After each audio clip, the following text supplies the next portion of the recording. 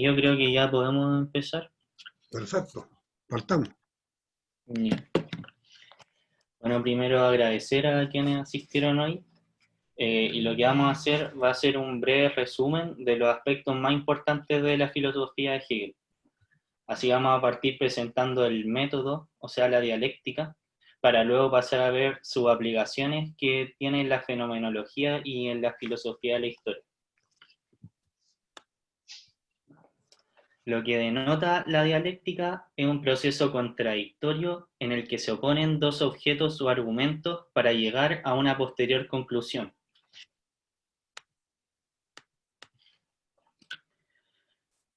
Eh, Aunque a pesar de esto el término ha tenido distintos usos desde la antigüedad. Así a Zenón se le reconoce ser el padre de la dialéctica por sus conocidas paradojas, en las que termina concluyendo la inexistencia del movimiento. Y posteriormente a Platón se le reconoce por aplicar el método dialéctico en sus diálogos, en los que el interlocutor expresa algún argumento que luego el personaje de Sócrates intenta desafiar o refutar presentando una opinión contraria. Así, a través del debate entre ideas opuestas, se produce una progresión lineal en la que se van refinando y sofisticando las ideas. Y la dialéctica de Hegel también tiene que ver con esto del avance a través de la oposición. Así, en la lógica, lo que se oponen son diferentes definiciones de conceptos lógicos, en la fenomenología son diferentes definiciones de la conciencia y los objetos de la conciencia, y en la historia los distintos periodos históricos, como después vamos a ver. De modo que estos momentos aparentemente opuestos se van superponiendo de manera que se recuperan aspectos del momento anterior, avanzando desde conceptos o definiciones menos sofisticadas hacia las más sofisticadas, llegando a un fin teleológico, hasta llegar al absoluto. Bueno, pasando a una definición más precisa,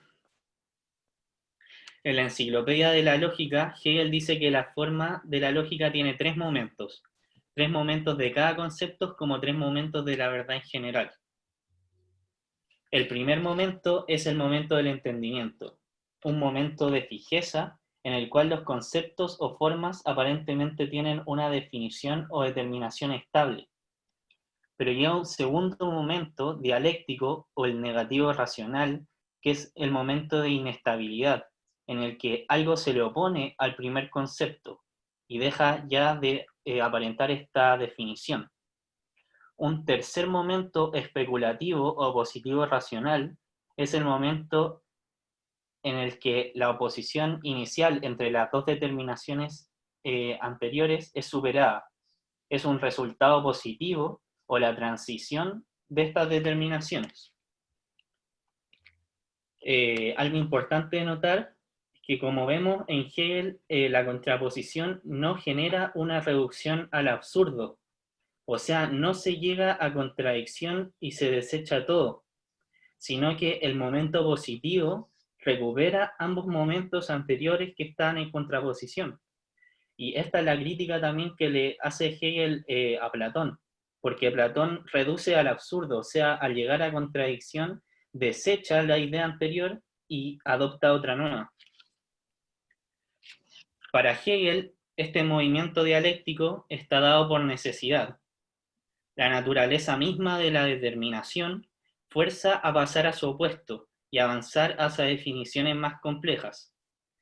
Esta idea también tiene la necesidad, esta idea de la necesidad hace que Hegel piense la dialéctica como un tipo de lógica, en el sentido de que se avanza forzosamente hacia nuevas conclusiones. Así la transición hacia nuevas determinaciones es necesitada por los momentos previos. Como lo pone Hegel, la dialéctica es el principio a través del cual, por su coherencia inmanente y necesidad, se entra en el contenido de la ciencia. O sea, a través de la dialéctica es como se ordena todo el contenido del mundo, el cual observamos de manera científica. Volviendo al tema de los momentos de la dialéctica, el ser para sí es introducido en la lógica como el primer concepto ideal o universal. Aquí vemos cómo opera la dialéctica en la lógica. Este primer momento es definido como un conjunto de particulares, de manera que el ser para sí reemplaza a estos particulares y se superpone a ellos, pero estos siguen activos mediante la definición del concepto del ser para sí. Los particulares deben seguir haciendo el trabajo de recolectar otros entes particulares antes de que el concepto de ser para sí pueda tener su propia definición. Como vemos aquí en la imagen de abajo, los particulares son los círculos pequeños que interactúan entre sí y el círculo grande es el ser para sí, o sea, el concepto que los agrupa. Pongamos un ejemplo. El concepto de perro, como ser para sí, puede ser definido como un concepto que recoge particulares que son iguales a otros, o sea, los perritos particulares. Así, si cada perrito particular puede ser lo que es, o sea, un perro, es solo en relación a los otros, que son lo mismo que él, o sea, estos circulitos pequeños. Este proceso, como vamos a ver, es infinito, y por eso son necesarios los particulares, ya que gracias a ellos se conforma el universal. O sea, al ver otro perrito, vemos y decimos que este es como los demás particulares. Entonces se agrupa dentro de este ser para sí, que es el concepto de perro. También, como vemos en el esquema, el concepto de perro preserva a las entidades pequeñas. O sea, los momentos que se superponen preservan lo anterior, no es que se les deseche. Sin embargo, el concepto universal de perro solo puede ser capturado desde arriba, o sea, desde el concepto mismo, desde lo universal. El ser para sí también revela las limitaciones que tienen los particulares, dice Hegel. Pero como sabemos, este proceso no se detiene en el universal, sino que avanza hacia un nuevo concepto más alto y rico que el precedente. Así, el concepto de perro, por volver al ejemplo, se da cuenta que también tiene cosas en común con el concepto de gato. Ambos son animales. Así, el concepto de perro se opone al concepto de gato. Al parecer son contrapuestos. Sin embargo, ambos se agrupan en el universal más grande de animal, y así hasta llegar al absoluto, el concepto final y más perfecto, que agrupa a todos los demás universales, como podemos ver en la imagen de la izquierda. Aquí una definición también más, o sea, un esquema más adecuado también es el de la derecha, en el que vemos, por ejemplo, ya digamos que el círculo grande es el concepto de animal, y ahí cabe el perro, el gato, el humano, que son todos esos círculos pequeños. Pero el esquema de la derecha también denota todo el sistema de Hegel. El mismo sistema de Hegel es recogido en su totalidad por el absoluto, y los círculos pequeños son la fenomenología, la lógica y los otros textos de Hegel. Bueno, en este sentido, el absoluto es incondicionado. Él se vuelve contenedor de todos los conceptos que están en su interior. Entonces no hay nada que lo condicione a él.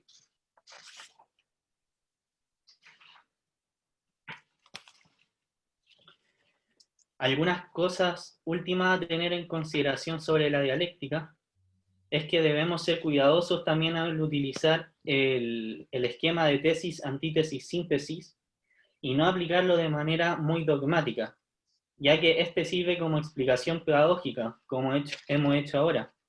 Pero muchas veces este desarrollo no encaja al 100% o de manera perfecta con cuestiones más particulares en el pensamiento de Hegel. Y quizá a él no le gustaría tampoco que lo viéramos de esta manera tan esquemática.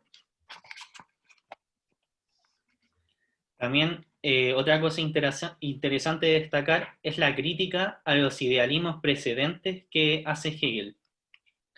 Recordemos que Hegel denomina a los idealismos anteriores, como el de Berkeley o el de Platón, como idealismos subjetivos, pero él se denomina como idealista absoluto. ¿Por qué? Bueno, las formas son perfectamente universales, conceptos racionales o ideas. Esto le sonará a los que estuvieron el año pasado en el seminario con Pierantoni. De hecho, todo esto tiene mucho que ver, es todo esto de la cuestión de lo universal. Porque el mundo es imperfecto, ya que las ideas son perfectas, Platón exilia a las formas de esta realidad y las hace participar de otro tipo de realidad, que es la realidad de las ideas. Entonces las ideas no están en este mundo, sino que en una realidad separada. Sin embargo, critica esto Hegel, ya que para Hegel todas las ideas están en este mismo mundo. De manera similar, Hegel critica también a Kant,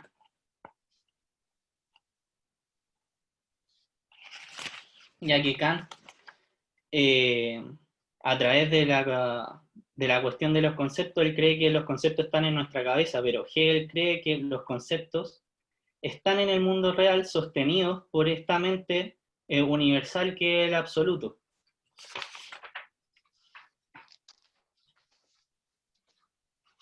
No sé si hay preguntas hasta el momento o seguimos. Seguimos con el espíritu e historia en Hegel. Vamos a ver ahora cómo se aplica la dialéctica a los otros sistemas de Hegel.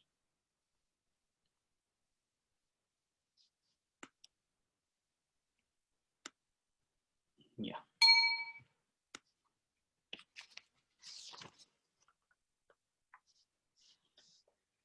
La noción de espíritu es desarrollada por Hegel en su fenomenología, la cual muestra el desarrollo de la conciencia o espíritu en su búsqueda por el conocimiento verdadero o absoluto.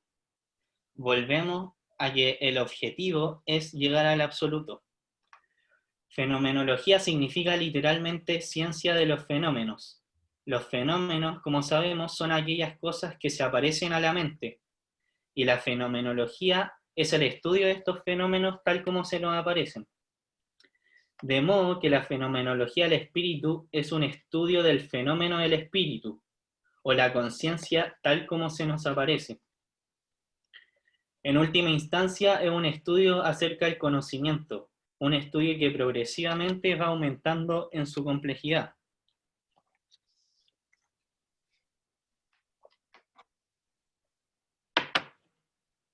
De esta manera, Hegel parte el camino del conocimiento desde su forma más básica, el conocimiento directo que nos ofrecen los sentidos. Las cosas particulares se nos presentan de manera pasiva a los sentidos, tal como son. Sin embargo, como sabemos, este conocimiento no puede ser expresado en lenguaje. Solamente mediante la palabra esto puede ser expresado el lenguaje, pero eso no nos entrega ningún tipo de conocimiento. Esto es lo que Aristóteles define como la usía primera, un algo o un esto, una cosa o substancia particular.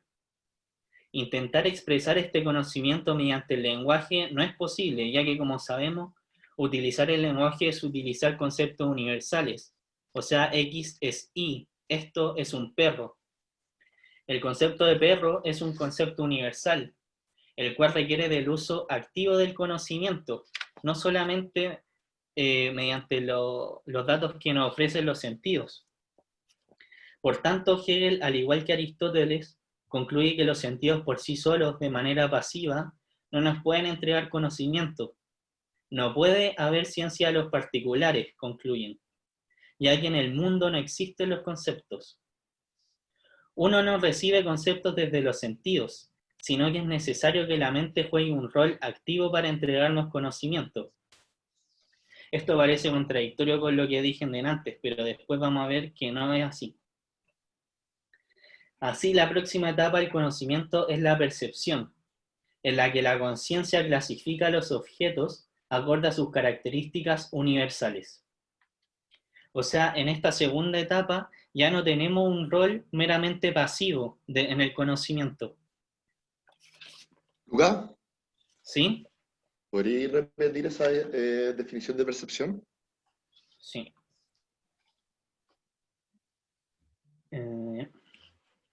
La próxima etapa del conocimiento es la percepción, en la que la conciencia clasifica los objetos acorde a sus características universales. Bueno, ahí en el Power hay una definición. Porque aquí tenemos que la mente ya juega un rol activo, o sea, a través de la mente podemos empezar a utilizar conceptos.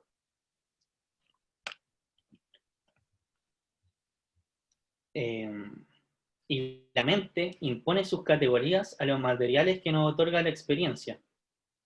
La mente utiliza constructos para ayudarnos a entender la realidad, piensa Hegel.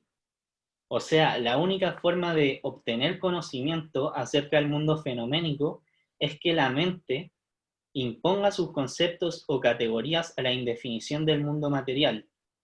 En este punto, también surge la diferenciación entre el sujeto y objeto. Antes, el sujeto se veía preso de sus sentidos y no distinguía entre el mundo material y él mismo. Ahora él clasifica, establece una distinción clara entre el mundo y él mismo. Vamos viendo que esto es un proceso. El proceso de conocimiento que según Hegel tienen los humanos. Y la tercera y última etapa del conocimiento es la razón, en la cual la conciencia intenta comprender sus propias creaciones. O sea, llega el punto en que la conciencia reflexiona sobre sí misma. O sea, que el sujeto empieza a reflexionar sobre sus propias ideas. De manera que la conciencia busca autoconocerse, con lo cual llegamos al punto que Hegel quiere llegar.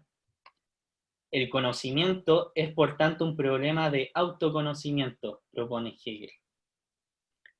Sin embargo, la tesis fundamental de Hegel es que uno o una conciencia no puede conocerse a sí misma sin tener algo con lo cual diferenciarse, otro con lo cual contrastarse, como veíamos antes con el ejemplo de los perros. Tenemos que ver, si yo soy un perrito, tengo que ver otro perrito para ver yo a él me parezco o a ellos me parezco. Y decir en conjunto somos perros. Sin embargo, la tesis fundamental de Hegel, como sabemos que tiene que haber algo otro con lo cual diferenciarse. Solo me vuelvo consciente de mí mismo si soy consciente de algo que no soy yo. Esta idea va a ser fundamental cuando expliquemos la filosofía de la historia. Entonces, autoconocerse es reconocerse en el otro. Recordemos que el camino de la fenomenología es el camino hacia el conocimiento absoluto, y ese conocimiento solo se logra cuando las mentes particulares de los individuos se reconocen como aspectos de algo inherentemente universal, la mente misma. Así como soy capaz de reconocer que el perro es parte del conjunto de perros, como vimos, soy capaz de reconocer que soy parte de algo más, del conjunto de humanos, y que todos somos parte de un conjunto más grande que el de los seres vivos, y todos somos parte de un conjunto más grande, y de esta manera llegamos al conocimiento absoluto, reconociéndonos como parte de un todo más importante, llegamos a un conocimiento de lo que es realmente. Así el conocimiento absoluto se alcanza cuando la mente se da cuenta que lo que intenta conocer es ella misma. Esto no denota un conocimiento absoluto en el sentido de conocer todo, sino de reconocernos como parte de un todo. Cuando nos ponemos a reflexionar sobre nuestras propias ideas y a la vez nos reconocemos en el otro, nos damos cuenta de que todos y todos formamos parte de un todo más grande, o sea, el uno, el absoluto de Hegel. El autor piensa que en última instancia todo es mente, todo es espíritu y todo es Dios. El conocimiento absoluto no refiere a un conocimiento sobre todo, como dijimos, sino de reconocernos como parte del todo. La realidad está constituida por mente, y esto es como un resumen del proceso. Al principio, la mente no se da cuenta de esto, ve la realidad como algo independiente de ella, incluso como algo hostil o ajeno a ella. Durante este periodo, la mente está alejada o alienada de su propia creación.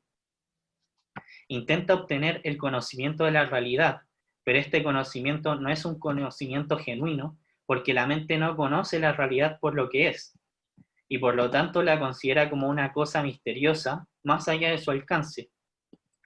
Solo cuando la mente se da cuenta del hecho de que la realidad es su propia creación, podrá renunciar a este alcance del Maya. Y esto es lo que le decía, que aparentemente era contradictorio que Hegel dijera que los conceptos nosotros los creamos cuando en verdad estaban en el mundo externo. Y esto se explica porque Hegel piensa que todo el mundo externo está sostenido por la mente de Dios. O sea, todo el mundo es mente. Pero esto se difiere del idealismo subjetivo de Berkeley, por ejemplo, donde el mundo exterior se sostiene gracias a la mente individual de cada individuo. En cambio, aquí en el idealismo absoluto de Hegel, el mundo existe aunque no existan los individuos. Entonces, se conoce la realidad tan directa e inmediatamente como se conoce a sí misma. El ser humano se reconoce como uno con la realidad. Como dice Hegel en la sección final de la fenomenología, el conocimiento absoluto es la mente que se conoce a sí misma en forma de mente. Pasamos a la última parte de la exposición. Igual hemos ido rápido. No sé si tienen consulta o algo. O le damos nomás con la historia.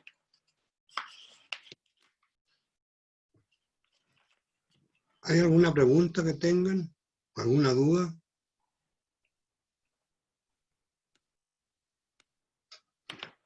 Ya. Dicen que leemos nomás. Sí. Ya. La filosofía de la historia de Hegel. Todo el proceso de conocimiento y autoconocimiento expuesto en el apartado anterior sobre el espíritu, Hegel no lo describe solo como un proceso epistemológico individual. Recordemos que esta dialéctica hacia el absoluto no es solamente la fenomenología, sino que es todo el sistema de Hegel.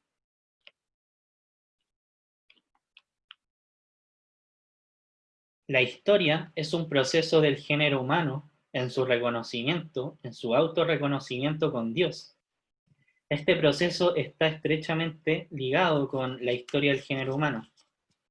El mismo mundo material y su historia es el intento de autoconciencia por parte del Espíritu Absoluto, por parte de Dios.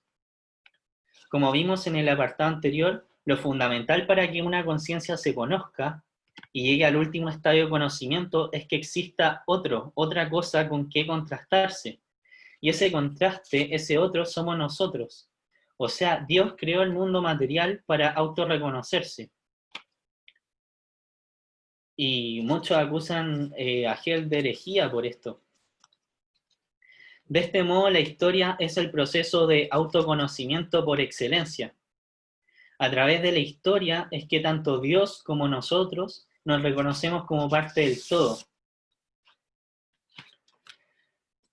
Como hemos visto, hay que saber que la filosofía de Hegel es un sistema, y la idea es que los conceptos e ideas se relacionen en un todo coherente.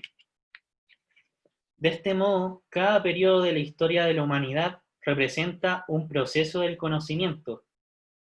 Que la historia tenga un progreso no es coincidencia para Hegel. Nuestro autor busca darle una coherencia a la historia y otorgarle un significado. Cada pueblo ha tenido sus particularidades espirituales, filosóficas, culturales que los separan de los demás. Así, el espíritu en cada época se va conociendo y siendo más consciente de sí mismo y el mundo que habita. Lo que caracteriza este ascenso del espíritu es la libertad. O sea, para Hegel, mientras más libres somos los seres humanos, más cerca estamos del absoluto. ¿Cuál libre se reconoce el espíritu con respecto a sí mismo y con Lucas. respecto al... ¿Sí? Sí. ¿Qué entiende Hegel por libertad? Porque igual puede ser muy distinto a lo que entendemos uno o nosotros. Claro, ahí vamos a ver un poquito después, pero Hegel está muy apegado a los ideales de la Revolución Francesa. Digamos que esta libertad burguesa o liberal es una libertad individual, pero que a la vez está unida a la libertad del todo. Digamos que Hegel, como al contrario de muchos liberales hoy día o anarcocapitalistas, creen que la libertad del individuo no es compatible con la libertad de la sociedad o con la libertad pública. En cambio, Hegel sí cree que son compatibles. Ya, perfecto, gracias. De nada. Bueno, como vimos, lo que caracteriza este ascenso es la libertad. ¿Cuál libre se reconoce el espíritu con respecto a sí mismo y con respecto al mundo? Más libres es. Los hombres se conocen a sí mismos cuando se dan cuenta de que son libres y por consiguiente establecen una relación con la naturaleza y las instituciones sociales que encarnan su libertad y fomentan la expresión de esta libertad. O sea, para Hegel, no es solo el individuo que tiene que encarnar la libertad, sino también las instituciones.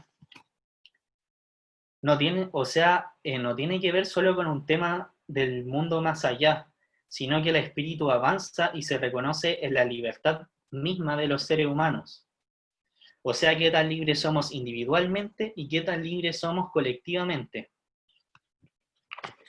Hegel distingue varios periodos de la historia del ascenso del espíritu. Hoy día no los vamos a ver todos, pero vamos a ver unos 3 o 4. El primero es el mundo oriental, China, India y Persia. Periodo en que, o sea, la primera imagen. Periodo en que el espíritu no es consciente de ninguna diferencia esencial entre la naturaleza y el hombre. Este se ve concebido como una mera parte de ella. Y esto, por ejemplo, lo podemos ver incluso hoy día en la creencia que tienen los chinos. Los chinos no creen en un mundo más allá, sino que ellos se preocupan sobre todo de trascender en este mundo material. O sea, trascender a través del, por ejemplo, de tener más longevidad haciendo deporte, de comer bien, y también la trascendencia biológica, o sea, teniendo hijos. Hoy día en China no tener hijos es casi un pecado. Bueno, tenemos primero que el ser humano no es libre con respecto al conocimiento de sí mismo. No es consciente de que él es algo distinto de la naturaleza, lo cual, recordemos, se asemeja a la primera forma del conocimiento. Tampoco es libre espiritualmente, ya que la mayoría de las religiones eran materialistas. No se le daba mucha importancia a la trascendencia espiritual, como dijimos. Tenemos también que los individuos no eran libres políticamente, ya que el sistema de castas también se veía como algo natural e inamovible. En esos imperios, solo una persona es libre, según Hegel, el emperador. Y el segundo estadio del conocimiento es representado por Grecia. Y este proceso dialéctico, este paso del mundo antiguo a la Grecia clásica, es la guerra que se da entre los persas y los griegos. A través de esa guerra es que ahora los griegos son ellos a quien se les traspasa el espíritu. Y este segundo estadio, bueno, es representado por Grecia, y en este momento tenemos que el espíritu se separa de la naturaleza. Surge la conocida distinción entre physis y nomos, lo que es natural y lo que se produce por el artificio humano, reconociendo también su soberanía sobre la naturaleza. Sin embargo, no se advierte completamente la soberanía espiritual.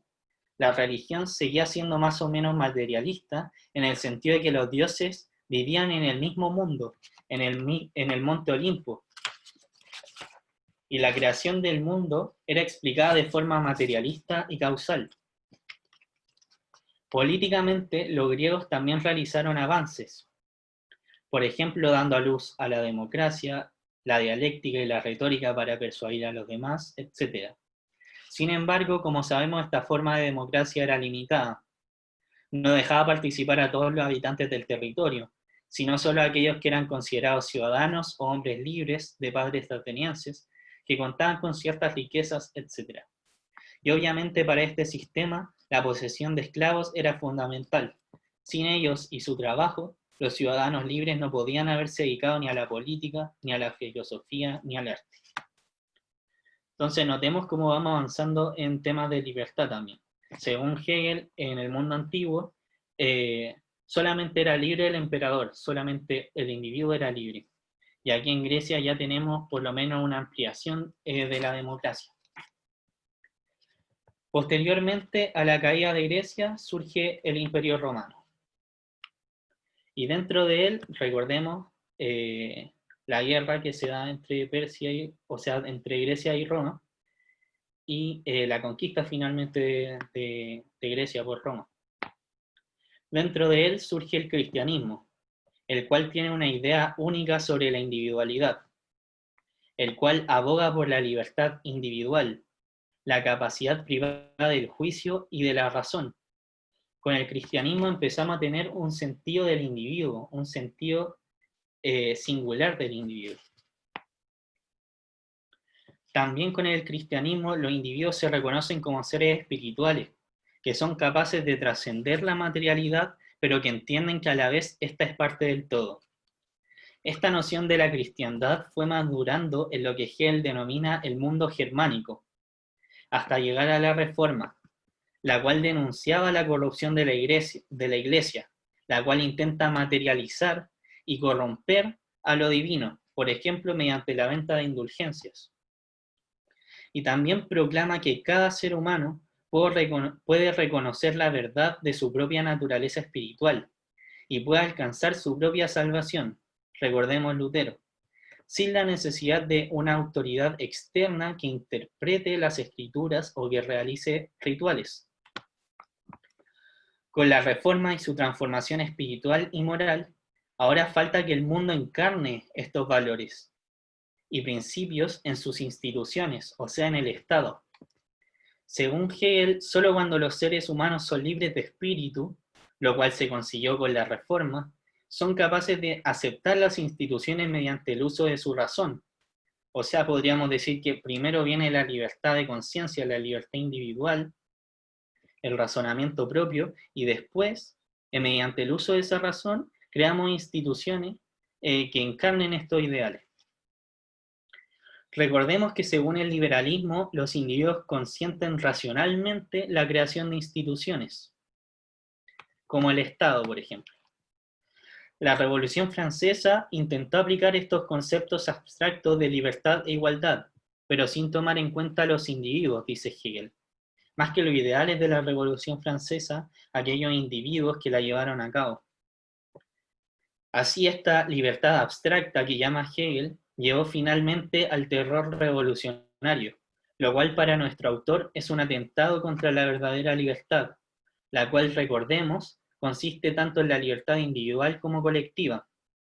Los ideales de libertad deben ser aplicados tanto al ámbito subjetivo como al objetivo. Cuando la idea de libertad se ha convertido en realidad, cuando se ha consumado en la espiritualidad, en el Estado y en sus leyes, la historia alcanza su objetivo. Aquí Hegel hace una descripción del Estado prusiano en la que dice que sería una forma más racional que las anteriores formas de gobierno. Aunque aquí existe un debate si acaso Hegel veía al Estado prusiano como la consumación de la historia o si en cambio veía el futuro en Estados Unidos, un Estado el cual se basaba en los principios que describe Hegel sobre la libertad individual, libertad de conciencia, de razón, y a la vez su política o Estado se basa en la libertad contractual entre los individuos. Yo me apego más a esta segunda interpretación. Bueno, sin más, así se va desarrollando el espíritu mediante la historia, partiendo de desde una libertad mínima con respecto a sí y la naturaleza, cada vez se va siendo más consciente de sí mismo y el mundo que habita, llegando a un estado de total libertad y autoconciencia en el que se reconoce uno con todos y todo. Recordemos también que los ideales de la Revolución Francesa, o los mismos derechos, por llamarlos burgueses de alguna forma, también se basan en Dios. O sea, la autoridad última que tienen los derechos humanos siempre ha sido Dios, de esto de que los hombres nacen libres e iguales. De hecho, toda la Constitución de Estados Unidos también dice eso, que son dotados por su creador de estas características. Bueno, de manera que los hombres recobrarán su unidad original, pero esta no será irreflexiva y bruta, sino que sería más bien como partes que se sostienen mutuamente en un organismo que funciona como es debido, ocupando cada cual el lugar adecuado. El avance en la historia se va dando mediante decadencias y renacimientos o revoluciones, como vimos. Así, tras decaer el sistema anterior, son necesarios un renacimiento y una renovación, a menudo asociados con la perspicacia y la lucha de un gran hombre o una figura histórica mundial, o sea, un Alejandro, un César, un Lutero o un Napoleón. Esa persona, en un mundo de papeles en desorden, crea un nuevo papel para sí y un nuevo guión para los demás. Es una partera que ayuda al nacimiento de una nueva concepción del hombre. Bueno, y así concluimos la presentación. Ahora dar paso a las preguntas, comentarios, si tienen lo que sea.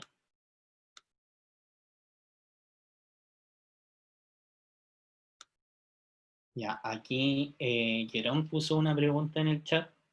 Sí. Dice, ¿qué es el absoluto ontológicamente? Me cuesta comprenderlo.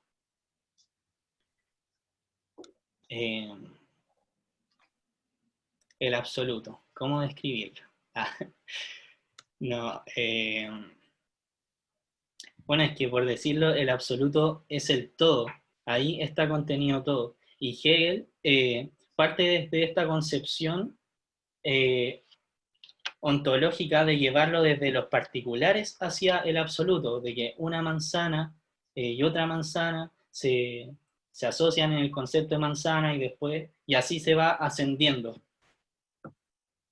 Es el concepto general al final. Pero, por ejemplo, que Hegel bebe mucho de Plotino, el neoplatónico.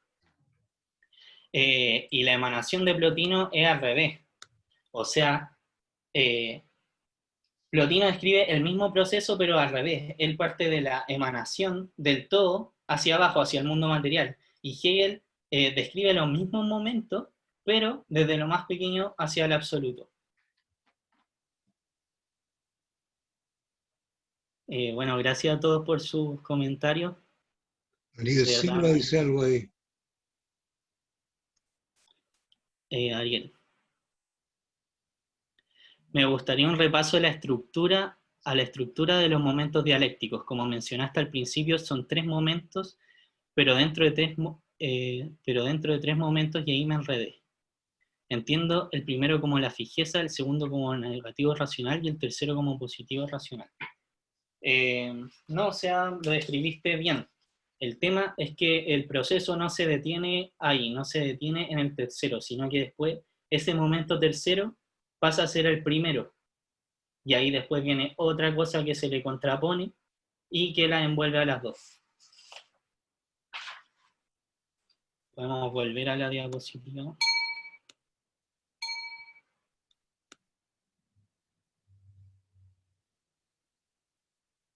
Ahí está por si lo quieren anotar. Gracias a todos por sus comentarios, me motiva a seguir haciendo cosas como esta. No, está muy bien, digamos. Ha habido muchos comentarios, muchas preguntas. Hay 15 anotaciones, digamos, en el chat.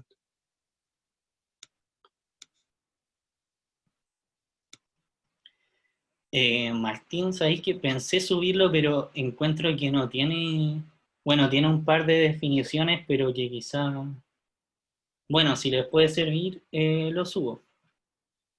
Aunque quizás también podría subir las notas, arreglar, no sé, porque ahora están desordenadas. Pero sí, si quieren subo el PowerPoint.